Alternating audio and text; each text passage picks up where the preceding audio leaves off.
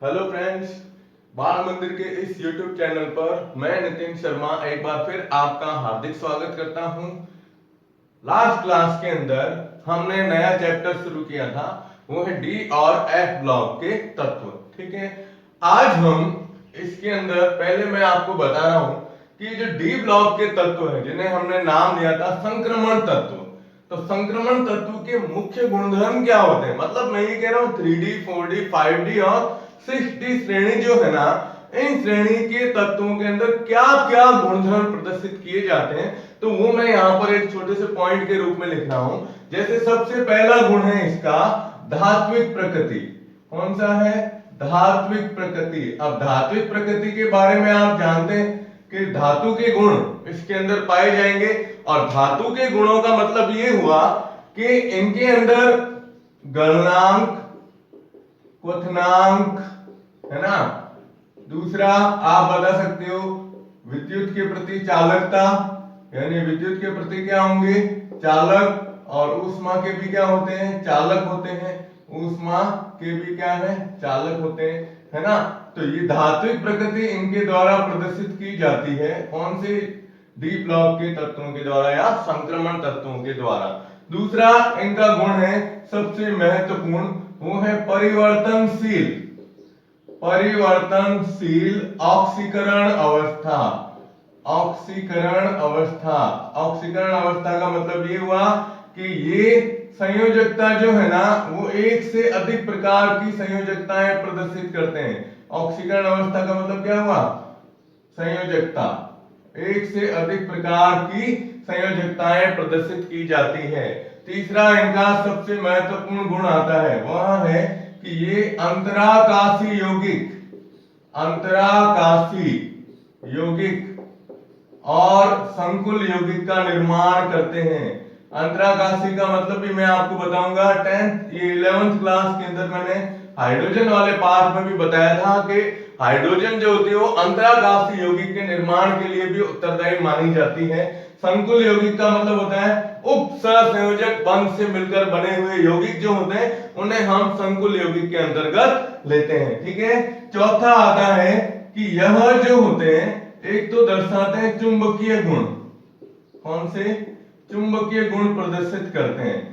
और इसके अलावा इनके अंदर मिश्र धातु बनाने का भी गुण पाया जाता है। मिश्र धातु का निर्माण करते हैं ये। चुंबकीय गुण का मतलब होता है कि जिन यौगिकों के अंदर या सॉरी जिन तत्वों के अंदर अयुग्मित इलेक्ट्रॉन उपस्थित होते हैं उनके आधार पर चुंबकीय गुण के बारे में पढ़ेंगे। मिश्र धातु, आपको पता है 2 से 3 धातुओं को एक साथ मिलाकर जो मिश्र धातु बनाई जाती है वह भी इसके अंतर्गत आएगी। और छठा आएगा रंग प्रदर्शित करना। ये रंगीन होते हैं, कलर्ड। क्या होते हैं? रंगीन, कलर्ड। जैसे आप देखते हो ना हीरा मोती, हीरा है, मोती, पन्ना जो आते हैं, जितने भी प्रकार के रत्न हैं उन सभी रत्नों के अंदर इस डी ब्लॉक के तत्व उपस्थित होते हैं, जिनके कारण ही ये क्या होते हैं? अलग अलग प्रकार के रंग प्रदर्शित करते हैं। तो इसमें आप एक तो ये बताओगे रंग, मिश्र धातु, चुंबकीय गुणधर्म, अंतराकाशी यौगिक, संकुल यौगिक, परिवर्तनशील संयोजकताएं, विद्युत के क्या होते हैं? चालक वगैरह होते हैं। ठीक है। और इसके अलावा ये क्या होते हैं? सबसे ज्यादा कठोर होते हैं। ये ज्यादातर कठोर गुण प्रदर्शन, मतलब इनमें कठोरता सबसे ज्यादा पाई जाती है। अब कठोरता भी अपन पढ़ेंगे, वो भी किसके अंतर्गत आती है?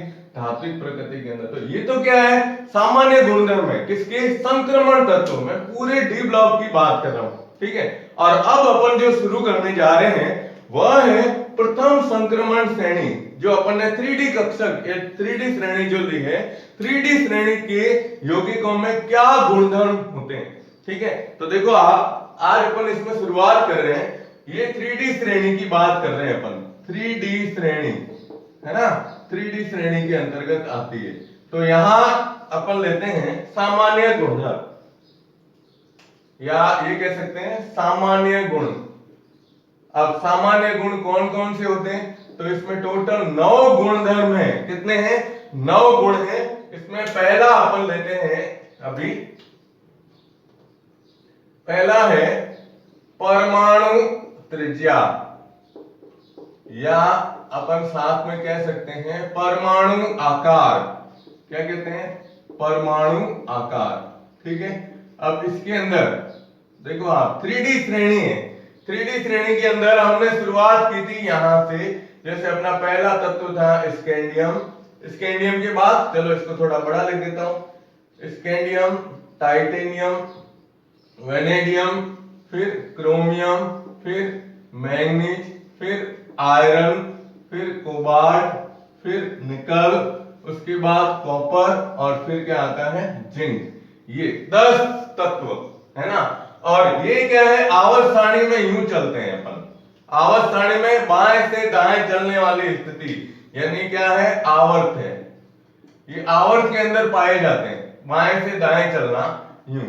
ठीक है, अब देखो आप सबसे पहले तो आपको इसकी परमाणु त्रिज्या की परिभाषा पता होगी कि भाई परमाणु त्रिज्या किसे कहते हैं। तो परमाणु त्रिज्या के बारे में आपने कहा कि नाभिक से सबसे बाह्यतम कोष के बीच की दूरी, किसी भी परमाणु के नाभिक से उसके बाह्यतम कोष के बीच की दूरी को अपन उसकी क्या कहते हैं, परमाणु त्रिज्या के नाम से जानते हैं। और आवर्त सारणी में भी आपने पढ़ा है कि एक ही आवर्त में बाएं से दाएं जाने पर, एक ही आवर्त में बाएं से दाएं जाने पर नाभिकीय आकर्षण बल का मान बढ़ने के कारण, नाभिकीय आकर्षण बल का मान बढ़ने के कारण क्या होता है, इनके आकार में कमी होती है। लेकिन ये जो हम 3D श्रेणी ले रहे हैं, इस 3D श्रेणी के तत्वों के आकार जो होते हैं ना, वो लगभग समान मानेंगे।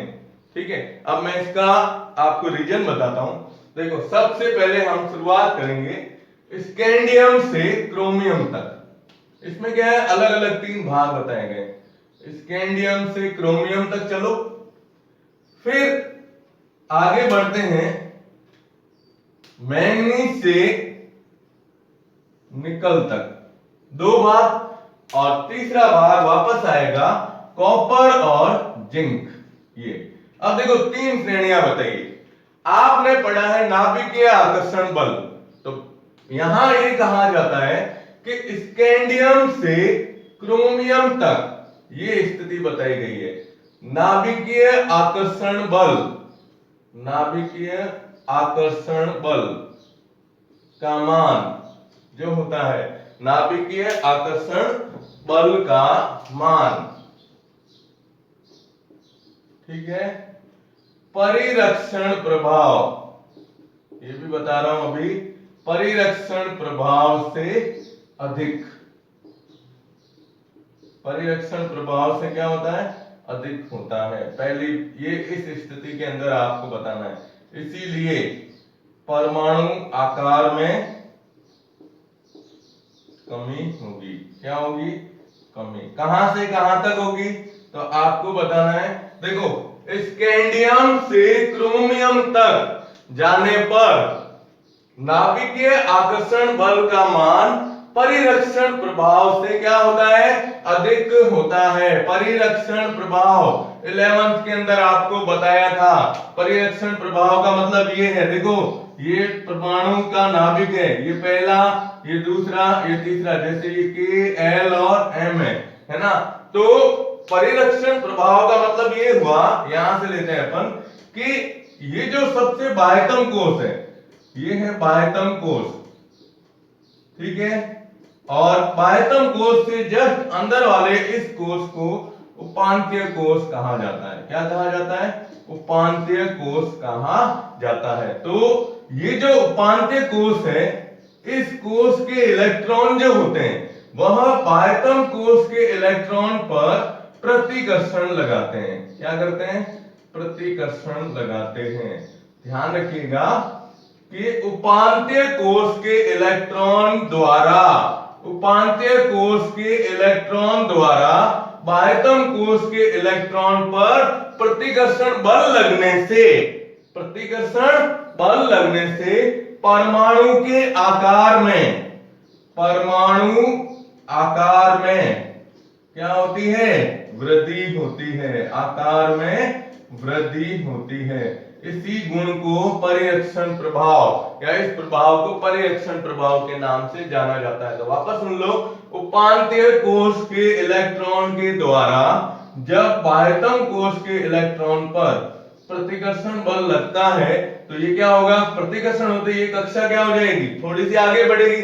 आगे का मतलब जैसे पहले यहाँ थी, अब थोड़ी सी इसमें ये स्थिति आ गई, जैसे ये यहाँ से यहाँ तक बढ़ गई, तो यहाँ से नाभिक के बीच की दूरी क्या हो गई, पहले इतनी थी अब इतनी बढ़ गई, तो आकार में वृद्धि हुई। तो इस प्रभाव को अपन क्या कहते हैं, परिरक्षण प्रभाव कहते हैं। अब परिरक्षण प्रभाव का मान जितना ज्यादा होगा, परमाणु का आकार उतना ही क्या होता है, बड़ा होता है ना। लेकिन यहाँ पर हम क्या कह रहे हैं, देखो कि नाभिकीय आकर्षण बल का मान परिरक्षण प्रभाव से क्या है, अधिक है। यानी नाभिक आकर्षण बल जो है वो बहुत ज्यादा है परिरक्षण की तुलना में, इसलिए परमाणु के आकार में क्या हो जाती है, कमी हो जाती है।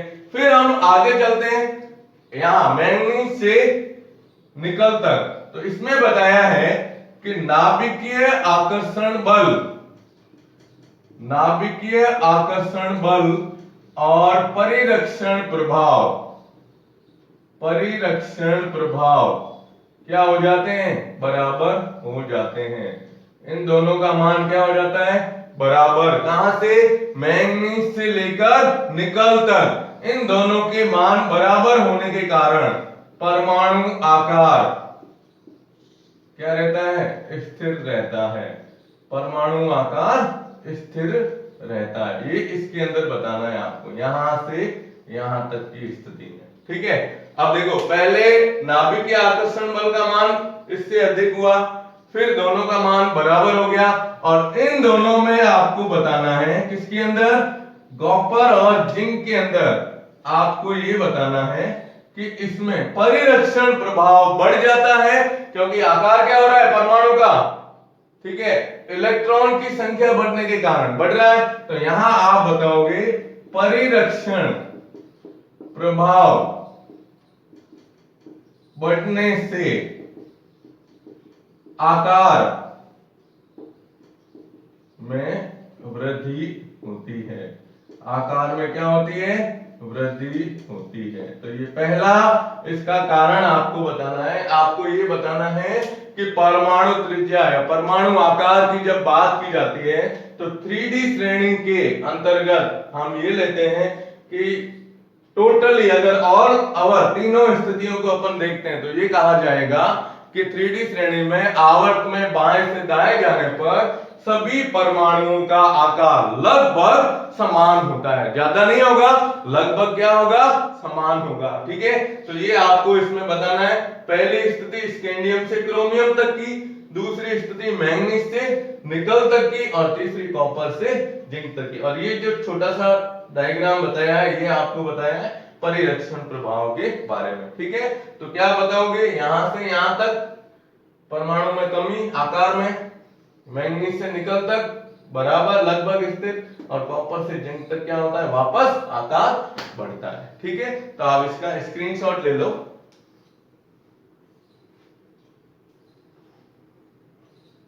चलिए अब हम लेते हैं इसमें इसका दूसरा गुण,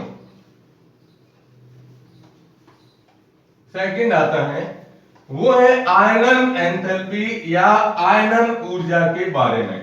आयनन एंथैल्पी भी कह सकते हो या आयनन ऊर्जा के बारे में भी अपन बात कर सकते हैं। ठीक है, तो देखो आप दूसरा आता है इसमें आयनन ऊर्जा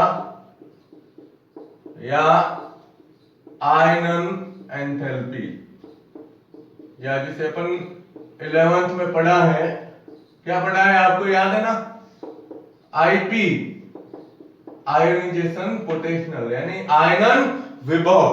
क्या नाम लेते हैं, आयनन विभव, है ना। आपको इसकी परिभाषा पता होगी, पता है, चलो मैं बता देता हूं। आयनन विभव का मतलब यह है कि किसी उदासीन परमाणु से, किसी उदासीन परमाणु के सबसे बाह्यतम कोश से, सबसे बाह्यतम कोश से इलेक्ट्रॉन को बाहर निकालने के लिए, बाहर निकालने के लिए आवश्यक ऊर्जा, क्या है, आवश्यक ऊर्जा क्या कहलाती है? आईपी कहलाती है। क्या कहलाती है? आईपी या आयनन विभव कहलाती है। कोई भी उदासीन परमाणु है, उसके बाह्यतम कोश से इलेक्ट्रॉन को बाहर निकालेंगे तो उसके लिए जो ऊर्जा खर्च करनी पड़ेगी उसको हम आयनन विभव के नाम से जानते हैं। अब इसमें है ना एक कंडीशन याद रखनी, जैसे हमने पहला पॉइंट पढ़ा, क्या पढ़ा कि आवर्त सारणी में इस 3D श्रेणी के अंदर बाएं से दाएं जाने पर आवर्त के अंदर परमाणु आकार लगभग क्या है? समान है। तो परमाणु आकार अगर लगभग समान होता है तो समान होने के कारण हम इसमें ये बता सकते हैं कि इसमें आयनन एंथैल्पी है ना, तो बाएं से दाएं जाएंगे तो आयनन एंथैल्पी के मान में ज्यादा परिवर्तन नहीं होता है, मतलब अंतर बताया गया है इसके अंदर। तो इसमें 3D श्रेणी के अंदर 3D श्रेणी के तत्वों में आईपी का अंतर जो है ना वो ज्यादा नहीं है, 6 से 10 इलेक्ट्रॉन वोल्ट के रूप में दिया गया है। यानी ऊर्जा का जो मान है वह 6 से 10 के अंतर में ही है, ज्यादा नहीं है। किसी का 6, किसी का 7, किसी का 8 वगैरह होता है। ठीक है, तो अब देखो आप इसमें क्या बताई गई है मेन चीज, अब आपको ध्यान रखनी है।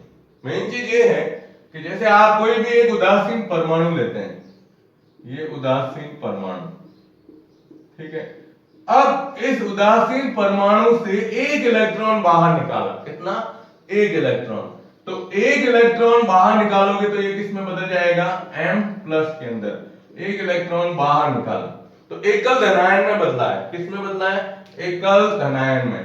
अब ये है एकल धनायन, है ना, तो एकल धनायन में बदलेगा, इसका मतलब इसमें जो ऊर्जा खर्च हुई है उसको अपन क्या कहते हैं? प्रथम आयनन एंथैल्पी। क्या कहते हैं? प्रथम आयनन एंथैल्पी, है ना। अब आप इसी M+ से अब ये एकल धनायन से एक इलेक्ट्रॉन निकालते हो तो ये किस में बदल जाएगा? M2+ में। इलेक्ट्रॉन एक निकाला है तो अब ये क्या बन गया? द्विधनायन। ठीक है, अब द्विधनायन का मतलब इसमें से हम इसको क्या कहते हैं? द्वितीय आईपी। क्या कहते हैं? द्वितीय आयनन एंथैल्पी।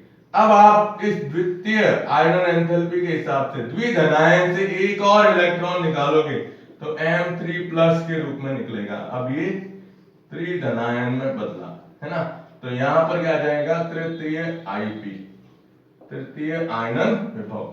अब आपको पता है ना 11th में हमने पढ़ा है कि एक उदासीन परमाणु की तुलना में धनायन का आकार क्या होता है? छोटा होता है। तो उसके आधार पर अगर अपन लेते हैं तो इसमें आपको ये बताना है, ध्यान से सुनिएगा, कि जब हम उदासीन परमाणु से इलेक्ट्रॉन निकालते हैं तो प्रथम आयनन एंथैल्पी कहलाती है, उसमें ऊर्जा का मान क्या होता है?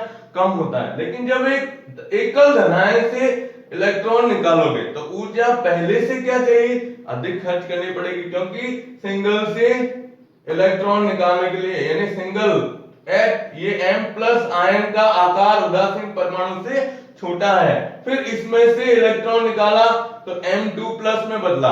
अब M2+ का मतलब क्या हुआ? एकल धनायन से उसे द्विधनायन में परिवर्तित कर रहे हैं, यानी छोटे आकार से और इलेक्ट्रॉन निकाल रहे हो। तो इसमें आपको आयनन एंथैल्पी का क्रम याद रखना है। आयनन एंथैल्पी का क्रम याद है ना, मैंने आपको लिखवाया था 11th क्लास के अंदर, पूरा उदाहरणों के द्वारा बताया गया है। तो सबसे कम किसकी होगी? सबसे पहले हम जैसे लिखते हैं प्रथम आईपी, फिर लिखते हैं द्वितीय आईपी, और फिर लिखते हैं तृतीय आईपी, है ना। तो प्रथम, द्वितीय और तृतीय की बात जब की जाती है तो सबसे ज्यादा मान आयनन एंथैल्पी में किसका होता है? तृतीय का, उससे कम द्वितीय का, और सबसे कम किसका होता है? ये। तो ये आपको आयनन एंथैल्पी का क्रम याद रखना है।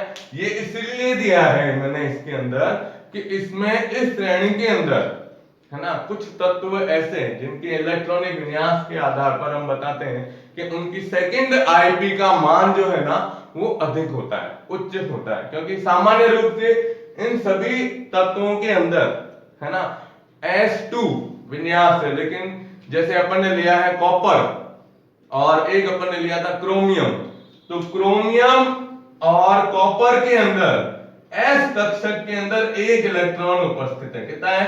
एक इलेक्ट्रॉन। तो एक इलेक्ट्रॉन निकलेगा तब तो फर्स्ट आईपी कहलाएगा, ठीक है। लेकिन एक इलेक्ट्रॉन निकलने के बाद इन दोनों में एक तो आएगा अर्धपूर्ण भरे, अर्धपूर्ण भरे और पूर्ण भरे कक्षक का विन्यास आ जाता है। अर्धपूर्ण भरे और पूर्ण भरे कक्षक का विन्यास आने के कारण कॉपर और क्रोमियम की सेकंड आईपी क्या होती है? उच्च होती है, ये माना जाता है।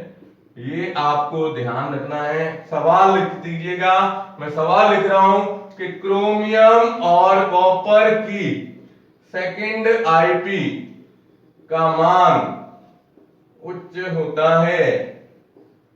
कारण लिखिए, कारण लिखो। ये आपको सवाल कॉपी में लिखना है, ये वाला सवाल ध्यान रखिएगा, वेरी मोस्ट इंपॉर्टेंट सवाल है अपना, ठीक है। तो आयनन एंथैल्पी के बारे में हम यही कहेंगे कि भाई इसमें आकार लगभग बराबर है, तो आकार बराबर होगा तो ज्यादा आईपी के मान में कोई परिवर्तन नहीं आएगा, इसीलिए इसमें ऊर्जा अंतर कितना दिया है? 6 से 10 इलेक्ट्रॉन वोल्ट के बीच में दिया है। फिर आपको ये मैंने जनरली बता दिया, प्रथम आयनन एंथैल्पी, द्वितीय आयनन एंथैल्पी और तृतीय आयनन एंथैल्पी। इसके अलावा आपको बताना है क्रोमियम और कॉपर जो होते हैं, क्रोमियम और कॉपर जो है इनकी सेकंड आईपी का मान उच्च होता है। कारण बताना है, तो इसमें आप बताओगे कि दोनों के अंदर एस कक्षक में एक एक इलेक्ट्रॉन है, तो एक इलेक्ट्रॉन निकलते ही प्रथम आईपी आ जाएगी, है ना। और फिर द्वितीय आईपी के लिए आपको ऊर्जा ज्यादा खर्च करनी पड़ेगी। उसका रीजन क्या है? अर्धपूर्ण भरे और पूर्ण भरे कक्षक का विन्यास, ठीक है। तो ये सेकंड गुण है इसका आईपी का। इसका स्क्रीनशॉट ले लो आप।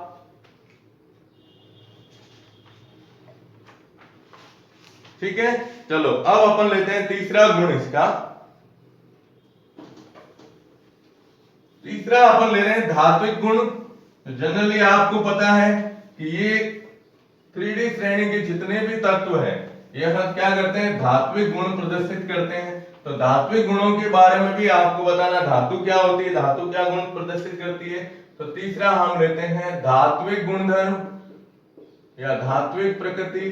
तो धात्विक प्रकृति में आपको बताना है कि इस वर्ग के जो तत्व है, सॉरी इस आवर्त के जो तत्व है, इन तत्वों के अंदर धात्विक प्रकृति जो होती है, इसमें क्या होती है कि धातुएं जो है वह विशिष्ट क्रिस्टल जालक संरचना के रूप में रहती है, क्रिस्टल जालक संरचना के रूप में पाई जाती है। इसके अंदर आप लोगे सरल घनीय संरचना, जैसे सरल घनीय संरचना होगी, है ना, या फलक केंद्रित होगी, फलक केंद्रित संरचना भी हो सकती है, या निबिड़ संकुलन व्यवस्था। ये सब अपन लेंगे ठोस अवस्था के अंदर निबिड़ संकुलन व्यवस्था के अंतर्गत पाई जाती है ना। तो ये धातुएं जो होती है इस वर्ग के तत्व, ये सॉरी इस आवर्त के तत्वों के बारे में इन सभी संरचनाओं के रूप में पाई जाती है। और जो मैंगनीज है, जैसे एग्जाम्पल दिया गया है, तो एग्जाम्पल में आपको बताना है मैंगनीज, जिसके अंदर होता है 3d5 विन्यास। विन्यास क्या रहता है? 3d5, और ये भी विशिष्ट प्रकार की क्रिस्टल संरचना या जालक संरचना के रूप में पाया जाता है। ठीक है, एक तो ये चीज ध्यान रखनी। दूसरी चीज आपको ये पता रखना है कि इसमें जितने ज्यादा अयुग्मित इलेक्ट्रॉन उपस्थित होते हैं, ठीक है, यानी धातुओं में अयुग्मित इलेक्ट्रॉन की संख्या जितनी अधिक होगी, अयुग्मित इलेक्ट्रॉन की संख्या जितनी अधिक होगी, इसमें धात्विक बंध जो होते हैं ना, वह उतने प्रबल होते हैं। धात्विक बंध उतने ही क्या होंगे? प्रबल होंगे। यानी धात्विक गुणों में उतनी ही क्या होती है? वृद्धि होती है। तो याद रखना है आपको इसमें कि धात्विक प्रकृति का मतलब ये हुआ कि धातुओं के गुण ये प्रदर्शित करते हैं। इसमें साथ में बताना है विशिष्ट क्रिस्टल जालक संरचना इनमें पाई जाती है, जैसे सरल, घनीय, फलक केंद्रित, निबिड़ संकुलन और भी इसमें जैसे होती है काय केंद्रित वगैरह संरचनाएं होती है। और उदाहरण ध्यान रखना है मैंगनीज का, तो मैंगनीज में D5 विन्यास होने के कारण ये विशिष्ट क्रिस्टल जालक संरचना के रूप में पाई जाती है। और इसमें एक और पॉइंट ध्यान रखिएगा कि जितने ज्यादा अयुग्मित इलेक्ट्रॉन होंगे, तो इलेक्ट्रॉन अयुग्मित जितने ज्यादा होते हैं, है ना, धात्विक बंध या धात्विक प्रकृति उसमें उतनी ही क्या होती है, अधिक होती है। तो इसके आधार पर आपको बताना है। और इसी के लिए इसमें दिया गया है कि स्कैंडियम से लेकर और जब अपन मैंगनीज ये क्रोमियम तक जाते हैं, क्रोमियम तक जाते हैं, तो अयुग्मित इलेक्ट्रॉन की संख्या, अयुग्मित इलेक्ट्रॉन की संख्या बढ़ती है। अयुग्मित इलेक्ट्रॉन की संख्या क्या होती है, बढ़ती है, जिसके कारण धात्विक गुणों में धात्विक गुण क्या होंगे, बढ़ते हैं। ठीक है। और मैंगनीज से जिंक तक, मैंगनीज से आगे जिंक तक जब अपन बढ़ते हैं, तो देखो क्रोमियम और मैंगनीज में तो क्या होता है, अयुग्मित इलेक्ट्रॉन की संख्या यही रहेगी क्योंकि इसमें D5 विन्यास पाया जाता है। लेकिन मैंगनीज से जिंक तक जाते हैं तो इन अयुग्मित इलेक्ट्रॉन की संख्या में कमी होना शुरू हो जाती है। इलेक्ट्रॉन की संख्या में कमी होती है, कमी होती जाएगी। क्या होती जाएगी, कमी होती जाएगी। तो धात्विक गुण क्या होंगे, कम होते हैं। धात्विक गुणों में भी क्या होगी, कमी होती है। तो ये आपको है ना थ्योरेटिकल क्वेश्चन है ना, इसलिए आप इसको ऐसे शॉर्ट में याद करना सीख लीजिएगा कि भाई इतनी बड़ी भाषा को हम शॉर्ट तरीके से कैसे बताएंगे। तो सीधा बताना है स्कैंडियम से क्रोमियम तक अयुग्मित इलेक्ट्रॉन की संख्या बढ़ी, धात्विक गुण बढ़े। फिर आगे बढ़ते हैं मैंगनीज से जिंक तक, इलेक्ट्रॉन की संख्या में वापस क्या होती जाएगी, कमी। तो कमी होती, अब इन दोनों में तो सेम विन्यास रहेगा, इसके अंदर फिर धीरे आगे से आगे कमी होती जाएगी। ये कैसे कमी होती है, कैसे वृद्धि होती है, ये अपन जब इसका ऑक्सीकरण अवस्था वाला पॉइंट लेंगे जो नेक्स्ट लेक्चर में लूंगा मैं, ठीक है ना, उसके अंदर आपको बताऊंगा। पूरा एक पीरियड अपना उसके अंदर खराब होगा, मतलब पूरे एक पीरियड में मैं आपको ऑक्सीकरण अवस्था कैसे बतानी है वो सब बताएंगे। ठीक है, चलिए तो आप इसका स्क्रीनशॉट ले लीजिएगा। ठीक है, और चौथा पॉइंट ले लेता हूं मैं एक और। तो चौथा पॉइंट है इसमें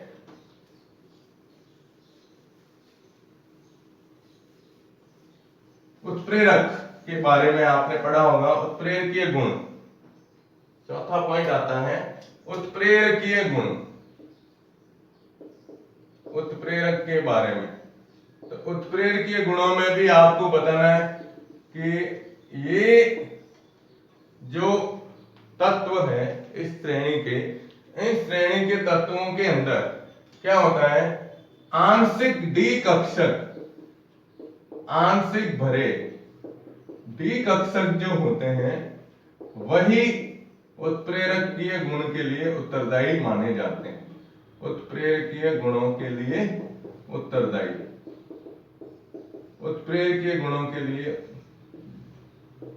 गुण के लिए उत्तरदायी माने जाते हैं। ठीक है, यानी आप जानते हो ना, जितनी भी कुछ अभिक्रियाएं आपने पढ़ी है उन अभिक्रियाओं के अंदर बताया गया है कि ये किस प्रकार से उत्प्रेरक का कार्य करते हैं। और दूसरा, कुछ तत्व ऐसे होते हैं, ठीक है ना, जो अधिशोषण के सिद्धांत पर, कौन से, अधिशोषण के सिद्धांत पर कार्य करते हैं, अधिशोषण के सिद्धांत पर कार्य करते हैं। और अधिशोषण के सिद्धांत के आधार पर ही, है ना, इसमें उत्प्रेरकीय गुण की प्रकृति यानी सतह के ऊपर क्रिया होती है। मैंने आपको एक उदाहरण बताया था, देखो एग्जांपल इसके 2-3 एग्जांपल ये है। जैसे पहला एग्जांपल अपन लेते हैं हेबर प्रक्रम में, हेबर प्रक्रम में अमोनिया, हेबर प्रक्रम के अंदर क्या होता है, अमोनिया का निर्माण, इसका अमोनिया का निर्माण। तो अमोनिया के निर्माण के अंदर जैसे अपन लिखते हैं N2+3H2 और इधर लिखते हैं 2NH3, याद है ना ये क्रिया, ये तो जनरल अभिक्रिया है। तो इसके अंदर उत्प्रेरक कौन सा लेंगे आप, आयरन। तो आयरन उत्प्रेरक होता है इसके अंदर, और मॉलिब्डेनम इसमें उत्प्रेरक वर्धक है, ये भी 10वीं में पढ़ा है ना। तो देखो क्या होता है कि आयरन की सतह के ऊपर, आयरन जो है इसकी सतह के ऊपर नाइट्रोजन और हाइड्रोजन गैस को प्रवाहित किया जाता है, जिसमें उसमें एक मध्यवर्ती संरचना बनती है, और मध्यवर्ती संरचना बनने के बाद जो कि अस्थायी होती है, फिर उसमें एक मुख्य यौगिक का निर्माण होता है। तो ये एक आपको ये ध्यान रखना है, ठीक है। दूसरा अपन ने लिया था वनस्पति घी का निर्माण, वनस्पति घी का निर्माण। तो वनस्पति घी के निर्माण की क्रिया आपको याद रखनी है। तो देखो ये होता है RCH डबल बॉन्ड COOR, ये क्या है, एक असंतृप्त यौगिक है। याद है 10th में या अपन ने 11th में पढ़ा है, एल्काइन से या एल्कीन से एल्केन बनाना। तो हाइड्रोजनीकरण की क्रिया होती है, और उत्प्रेरक कौन सा लेते हैं, निकल उत्प्रेरक, ठीक है। अब ये दोनों है जिसमें जोड़ दो, इनके अंदर एक हाइड्रोजन इधर, एक हाइड्रोजन इधर, तो RCH2CH2 और COOR। अब ये क्या है, वनस्पति घी, इसको लिखते हैं वनस्पति घी, जिसे अपन क्या बोलते हैं, डालडा, ठीक है। और ये है वनस्पति तेल। तो वनस्पति तेल से वनस्पति घी बनाने की क्रिया, है ना। अब मैं इसमें सवाल दे रहा हूं, आप रुकना, क्या आता है बोर्ड के अंदर, ठीक है। और तीसरा एग्जांपल अपन लेते हैं, जैसे आपने पढ़ा है एथीन से पॉलीथीन बनाना, एथीन से पॉलीथीन, ये भी पढ़ी है आपने, है ना। तो क्या लिखते हैं, CH2 डबल बॉन्ड CH2। अब इसका बहुलकीकरण करते हो आप, क्या करते हैं, बहुलकीकरण, ये एथीन है, ठीक है। तो बहुलकीकरण के अंदर उत्प्रेरक क्या लेते हैं, इसमें TiCl4 प्लस C2H5 का ऑल्थराइड और Al, और क्या लिखते हैं अपन, बहुलकीकरण। और जब इसका बहुलकीकरण करेंगे तो ये CH2 का होल N, ये क्या बनती है, पॉलीथीन। ये एथीन से बनती है पॉलीथीन, ठीक है। अब इसमें क्या सवाल आता है, तो देखो ये मैंने 3 अभिक्रिया बताई है, एक और अभिक्रिया है जो अपन ये सल्फ्यूरिक अम्ल और नाइट्रिक अम्ल के अंदर पढ़ेंगे, तो उसके साथ में बता दूंगा मैं, ठीक है। अब ये जो उत्प्रेरक है TiCl4 प्लस C2H5 का ऑल्थराइड Al, इसको जिगलर नट्टा उत्प्रेरक कहा जाता है। क्या कहते हैं, जिगलर नट्टा उत्प्रेरक, ये कहा जाता है, ठीक है। ये उत्प्रेरक का नाम है इसके अंदर, ठीक है। तो ये उत्प्रेरक के गुण के अंदर आपको बताना है कि इसमें आंशिक भरे डी कक्षक होते हैं, ये उत्प्रेरक के गुण के लिए उत्तरदायी माने जाते हैं। और दूसरा, जनरली जितनी भी अभिक्रियाएं हैं जो ऑर्गेनिक केमिस्ट्री के अंदर आएगी, तो ऑर्गेनिक केमिस्ट्री में लगभग सभी अभिक्रियाओं में जो उत्प्रेरक काम में लिए जाएंगे, वो उत्प्रेरक इसी ब्लॉक के तत्व, डी ब्लॉक के तत्वों के अंतर्गत ही आते हैं। अब मैं आपको एक सवाल दे रहा हूं, ये सवाल आपको ध्यान में रखना है, वेरी मोस्ट इंपॉर्टेंट सवाल है। वो ये सवाल है, देखो इसमें क्या सवाल बनता है, तो आपको एक तो इसमें ये सवाल बनाना है कि घी, या ये कह सकते हैं कि वनस्पति तेल से वनस्पति घी बनने की क्रिया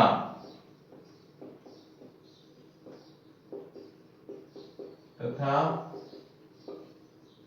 एथीन से पॉलीथीन के निर्माण में 3D श्रेणी के कौन से तत्व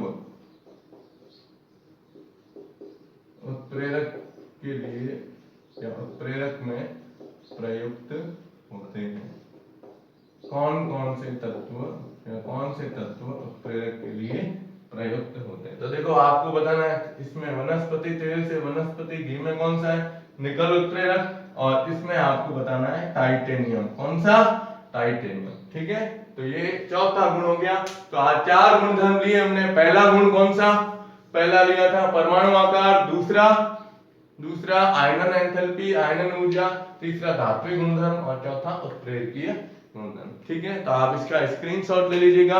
और मैं ये 2 लेक्चर या 3 लेक्चर के बाद इसके जो आपको ये जो अभी पढ़ाए हैं जितने भी गुणधर्म है इन गुणधर्म का जो पेज है वो भी वीडियो के साथ में नेक्स्ट लेक्चर के अंदर मैं अटैच करूंगा। ठीक है, धन्यवाद।